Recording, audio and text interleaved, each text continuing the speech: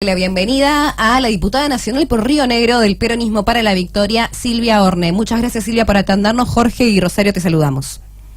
Buen día, Jorge y Rosario. Para mí también un gusto conversar con las y los platenses que seguramente tienen una gran audiencia a su programa. Claro, si salimos para todo el país igualmente, no solo en la ciudad de La Plata, hacemos un programa nacional y es por eso justamente que queríamos hablar con usted, porque usted presentó un proyecto que causó mucha polémica. Nosotros estuvimos debatiendo el mismo acá en el programa junto con Lucila de Ponti, que es para sacar el sexo, digamos, del DNI, que el masculino y el femenino queden erradicados del Documento Nacional de Identidad. Bueno, en primer lugar, me alegro mucho que se haya generado polémica. Creo que este era uno de los objetivos que tiene, digamos, este proyecto de ley.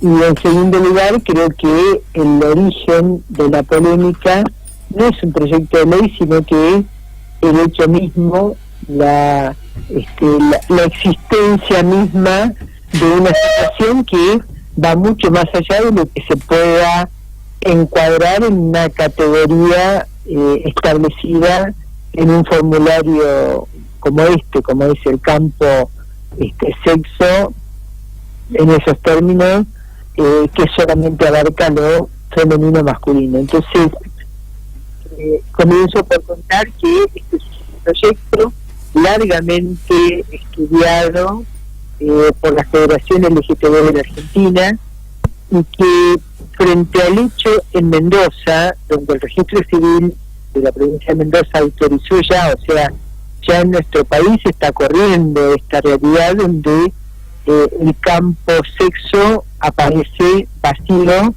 luego de una autorización expresa de que así sea. Entonces nos pareció que era el momento de poner en debate para qué sirve este campo en el registro civil, en la filiación de las personas, y en segundo lugar, si no es compulsivo querer encuadrar un universo de personas en dos categorías que no abarcan el universo, ¿no es cierto? Digamos, es la piedra angular de la cuestión. Todas las personas se encuadran dentro de estas categorías de sexo femenino y masculino. Bueno, ya sabemos que no, ¿verdad? Entonces decimos que es una conceptualización equivocada, que no es consistente, pero que además tiene consecuencias de querer forzar darle cabida en estas dos únicas opciones, digamos, es como los multiple choice, que no aparece la opción correcta, digamos, ¿no? Claro. Entonces, en esas dos opciones hay que meter como sea a un universo de personas. Y después, bueno, hay otra consecuencia muy grave, y nosotros lo presentamos en el proyecto de ley, concretamente como una prohibición de generar en las personas cambios irreversibles sin su voluntad expresa para encuadrarlos compulsivamente en estas categorías. Digamos que son las dos cosas principales que se plantean en este proyecto. Después hay otro montón de cuestiones que nos parece que son muy importantes, pero que bueno, todas son, por supuesto, opinables. Sí, buen día. La primera pregunta que se me ocurre es, hemos avanzado mucho en el terreno del sexo en cuanto a ponerlo en un documento. Creo que hoy las personas, si es varón y se siente mujer, puede pedir que le cambien el sexo en el documento, y lo que usted está pidiendo es que se elimine directamente el campo o que quede el campo abierto para que cada uno ponga adentro lo que crea más conveniente. De hecho, ya estaríamos sacando el campo como una opción obligatoria, ¿no es cierto? Sí. Tanto en cualquiera de los casos que me preguntás, deja de ser una opción obligatoria.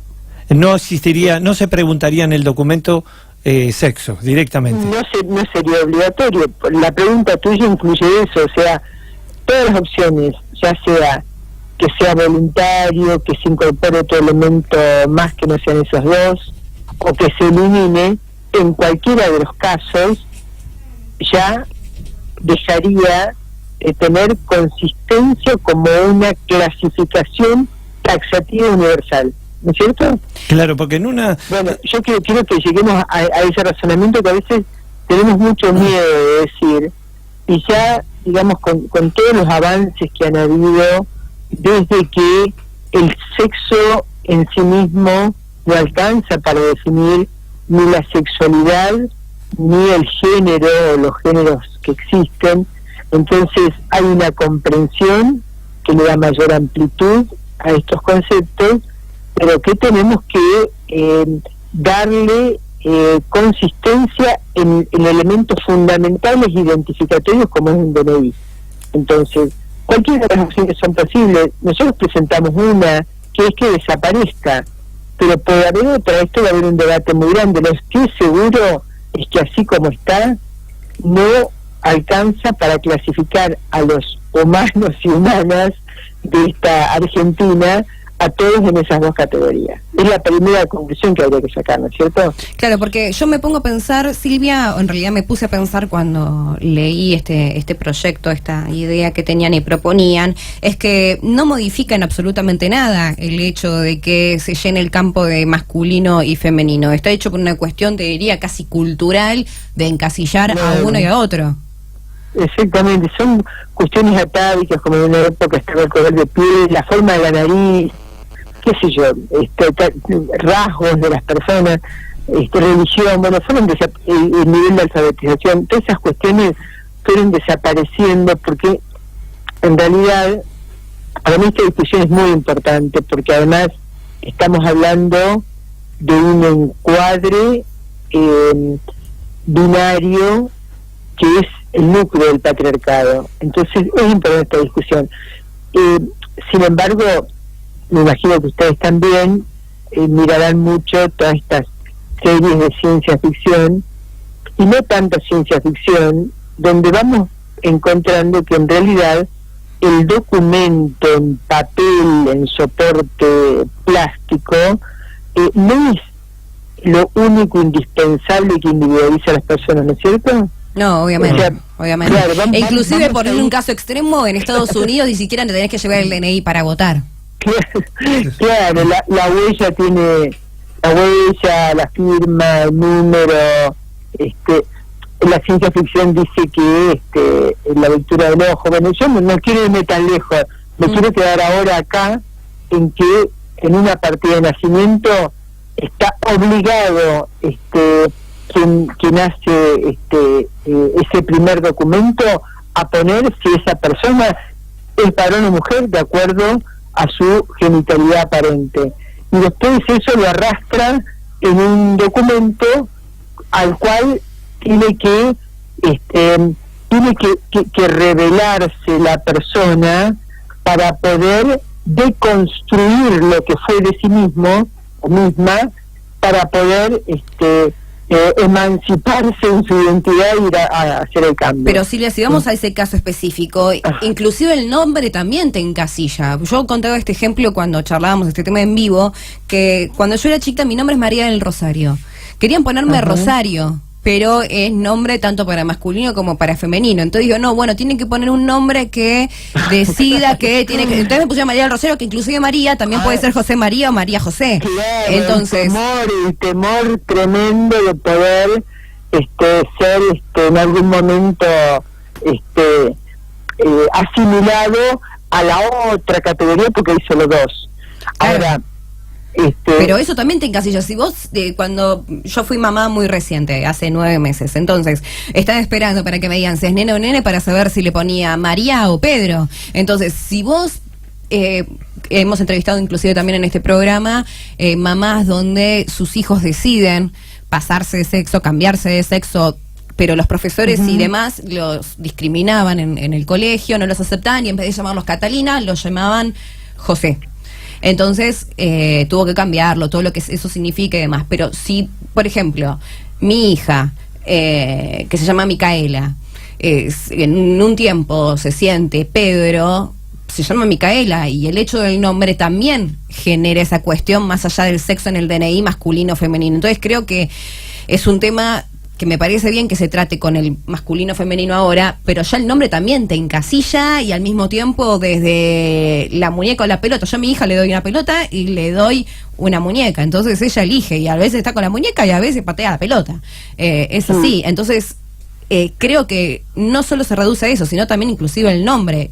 Pero creo que también hubo una evolución porque antes no te aceptaban eso y ahora, por ejemplo, yo conozco muchísimas personas que a sus hijos le han puesto sobrenombres, o sea, el caso de Luli, Juanse, Lola, que antes directamente, pero ni se te podía ni ocurrir proponerlo.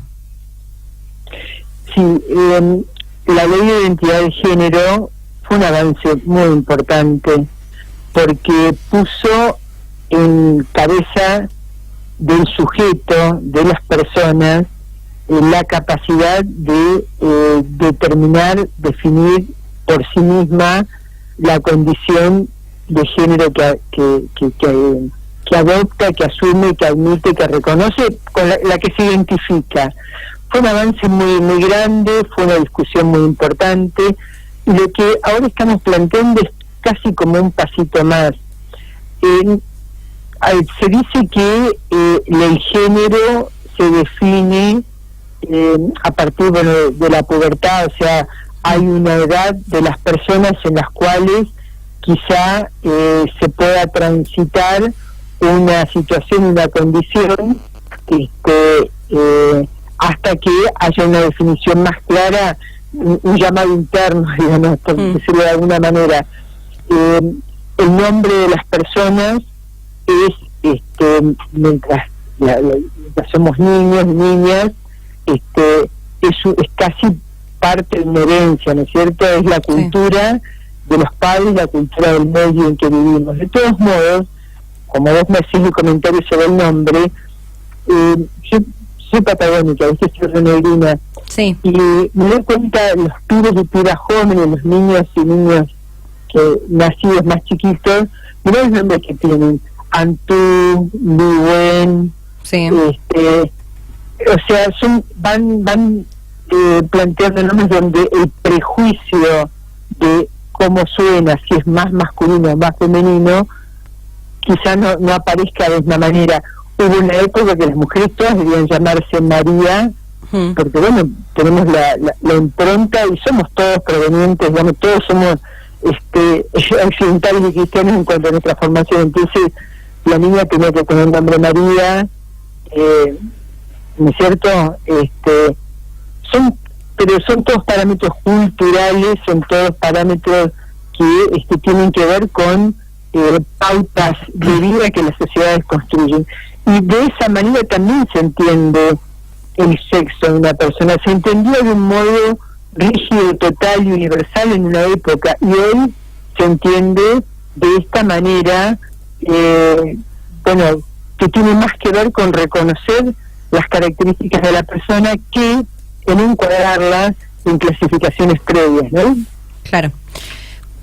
Otra pregunta, si nosotros superamos esto, lo de eliminar el campo del sexo, ¿no estamos abriendo una puerta para que el día de mañana pidan eliminar otros campos? Yo, por ejemplo, veo en el directorio legislativo suyo, fecha de nacimiento no hay datos, estado civil no responde, hijos no responde, es decir, acá... ¿Cómo? Claro, y me estoy recordando que hace una semana o dos en Europa una persona, un hombre... ¿Cómo? A ver, pero no entendí, ¿el directorio legislativo mío no están esos datos? No, ahí está la foto suya, está el nombre, dice a qué partido, el distrito, el mandato, pero abajo de la foto dice datos personales, fecha de nacimiento no hay datos, lugar de nacimiento General Roca, Río Negro... Bueno, pero eso en realidad a mí no me importa mucho, pero eso es un error de la Cámara, porque esos datos sí están absolutamente consignados. No sé por qué no los habrán... casualidad. Ahora voy a revisar. Claro, no entiendo por qué. No, pero no le estaba pegando a la Cámara ni a quien lo hizo, y si era suyo, la decisión no importa. Lo importante es, ¿qué pasa si otro sector de la población dice, bueno... Yo no quiero que figure cuando nací, porque yo me siento de 10 años, no me siento de 29. Se dio un caso de un hombre en Europa que él dice, yo parezco de 49, pero tengo 69. Cuando pongo 69 me quedo sin trabajo y también socialmente automáticamente soy rechazado. Lo probó en las redes, puso menos los 20 años menos que él daba con la foto y automáticamente le dieron trabajo y también socialmente pudo relacionarse mejor. Yo lo que digo es... Lo leí porque La Nación lo publicó en el día de hoy, creo, ayer. Sí. Ah, bueno, hace unas 2 semanas que está dando vuelta. El tema es, cuando abrimos una puerta así, ¿en qué datos irían al documento? Usted pelea por esto y otro le puede pelear por otro. Entonces, ¿el documento no era una cuestión de seguridad o todo eso era algo que venía de costumbre, pero que se puede reemplazar o se pueden eliminar todos esos campos y dejar, como usted dijo, si quiere la foto, una huella? O ni siquiera la foto, porque vos no hacer nena, mi hija tiene aritos y después acá se le No, quiere sacar, o sea, con la vamos foto al caso, vos, eliminemos todo. con la foto vos te identificás como querés que te vean. Y de pronto la huella y algún otro dato, es decir, porque si no estaríamos atendiendo a una minoría en particular y hay otras minorías que les preocupa otra cosa. Es un buen punto. Cuando la aduana se encuentra con una persona que ha extraviado, ya sea el papel de la visa, o tiene un documento que se le mojó o se lo robaron, por decir algo, la aduana tiene, con los datos elementales que registró, que es la fotografía, independientemente de que esa persona se haya hecho cambios, hay datos fisionómicos del rostro que son inamovibles, la huella digital y un número de registro que puede igual identificar exactamente a esa persona. Yo no estoy planteando que deben desaparecer todos los campos, no lo sé, no soy especialista en registros, ni estoy discutiendo el modo en que... No, pero es re interesante igual, Silvia, estar discutiendo estas cosas, porque es como que estamos muy encasillados en la cultura y en general, y uno va estableciendo esas normas y las considera normales, pero yo inclusive lo empecé a pensar cuando, repito, recientemente fui madre y mis amigas también están siendo madres y demás, digamos, estoy en esa época, en donde, por ejemplo, le pusieron Luli, le pusieron Juanse, pero ¿cómo se llama Juanse? ¿No? ¿Juan segundo? No. Juanse. Entonces, como que también vamos evolucionando hasta ese sentido y esa forma. Entonces, claramente, el pulgar te identifica. Entonces, tranquilamente vos podés ser el pulgar y el número de DNI, entonces se sabe que esa persona corresponde a tal lado y no es necesario ni que diga ni que es Rosario, ni que es Pepita, ni que es Mario. Bueno, en realidad me voy a poner a pensar el tema de la edad, porque la clasificación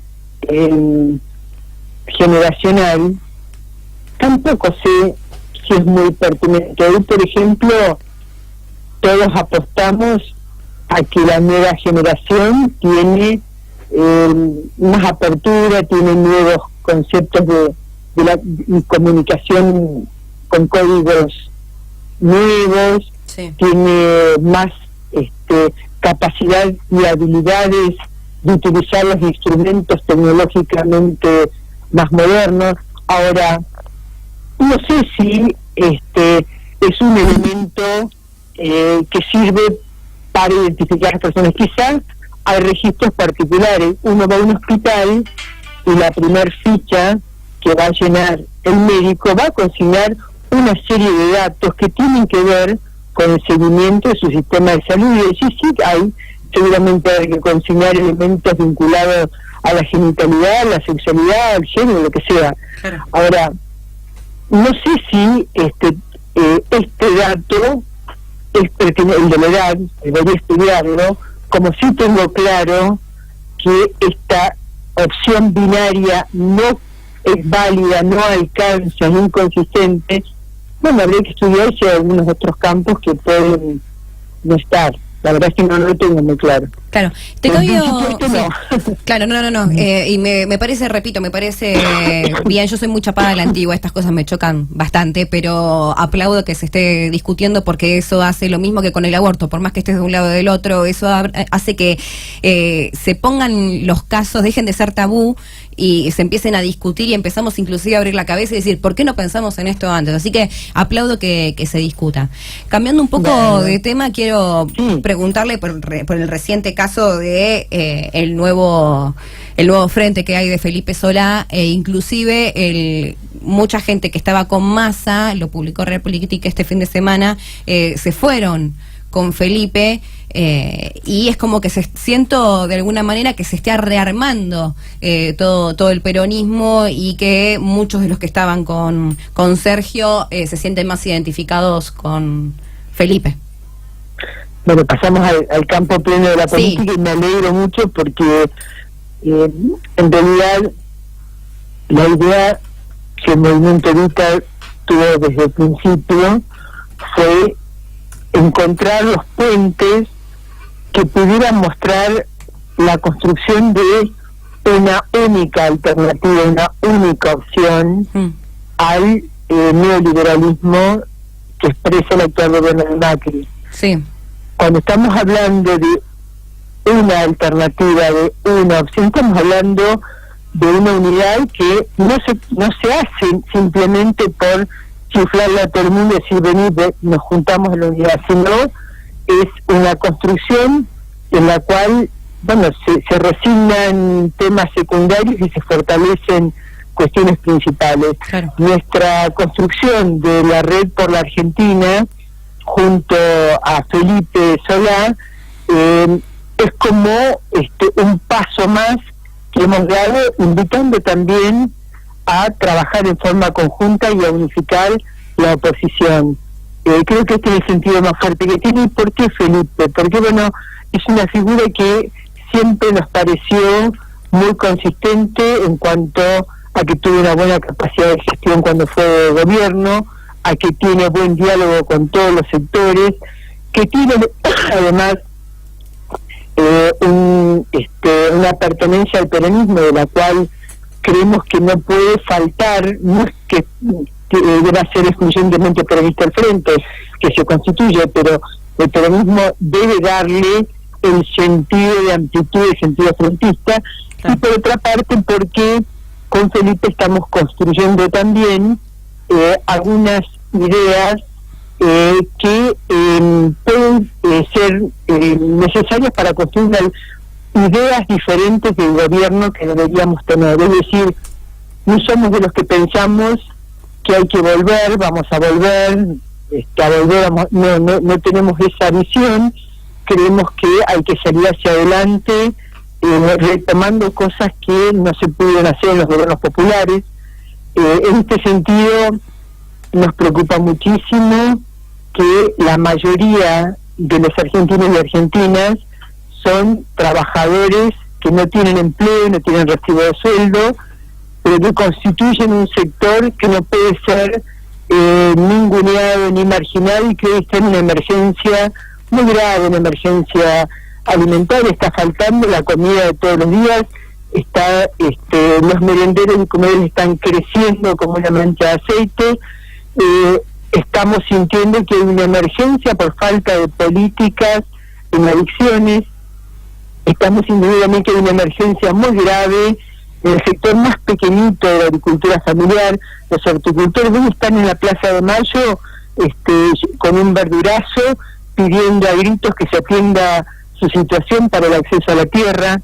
Bueno, el trabajo, la producción y el trabajo, es decir, elementos que tienen que ver con problemáticas de hace mucho tiempo, no de estos 2 años, sino de hace mucho más, y que creemos que tenemos buenas propuestas para poder reactivar. Bueno, creemos que con Felipe el tratamiento de estos temas nos está resultando, digamos, estamos coincidiendo en cuestiones de fondo, y bueno, creemos que es una alternativa para que se desarrollen las PASO y puedan allí todos los candidatos que creen en esta unidad, posible unidad de uno, claro, me refiero, bueno, llegar a constituir una alternativa para el 2019, ¿no? Por eso claramente siento que se está dando esto, que en realidad no es un pase de Massa al lado o sea, que son distintos bandos, sino que es unidad, pero quizás, por ejemplo, como sucedió ahora de la primera sección, se fueron con Solá porque se sienten inclusive más identificados, o quizás también porque no se sabe bien qué es lo que va a hacer Massa. En cambio Felipe ya dijo, yo quiero ser candidato a presidente. Sí, así es, pero también hay conversaciones con Massa, no creemos que deba quedar ningún sector afuera de esta unidad que se está construyendo. O sea, Felipe lo quiere a Massa dentro de su frente. Sí, o sea que Massa, las pasos que tiene que haber, tienen que dar lugar para todos los espacios del campo nacional, desde Cristina Fernández de Kirchner hasta el espacio que representan los gobernadores, o quizá los sectores con más temor de ser críticos al gobierno actual de Macri, ¿no? Claro. Jorgito. Hasta ahora creíamos que era Cristina la que no quería dar pelea dentro del peronismo, pero ayer habló Agustín Rossi y dijo, acompañando lo que ya nos había dicho acá Gioja, que se iba a dar internas, y puso por otro lado, dijo, si Massa no las quiere dar, que quede él por afuera. Como según Rossi, Solá va a dar internas, Cristina las va a dar, todo dentro del peronismo, van a ir a las PASO, y como que el que estaba en duda era Massa. En ese caso, que Massa se arriesgue a ir por afuera. ¿Ustedes ven algo de esto o es un pensamiento de Rossi? Creo que se va construyendo, a ver, la convocatoria es una convocatoria que se construye dando posibilidad y enamorando para atraer a esta opción a todos los sectores, no es pegándole a alguno por las dudas se queda afuera. Yo no comparto ese criterio, no creo que han habido razones por las cuales se fragmentó el campo nacional y llegó Macri al gobierno. Hay que desandar esas razones con mucha paciencia, con mucha templanza, y sobre todo mirando la situación de los más humildes, que es acuciante. Y si ese proceso se da, yo creo que vamos a recomponer. Si todos esos compañeros fueron pilares angulares del gobierno popular anterior, como hoy no va a haber la posibilidad de reconstruir con todos esos compañeros. Yo creo que sí que la hay. Perfecto. Silvia, te agradezco muchísimo la comunicación y quedamos a disposición para charlar más adelante de otras cuestiones. Bueno, muchísimas gracias, fue muy linda la charla. Igualmente, ahí estaba Silvia Orne, diputada nacional del peronismo para la victoria por Río Negro.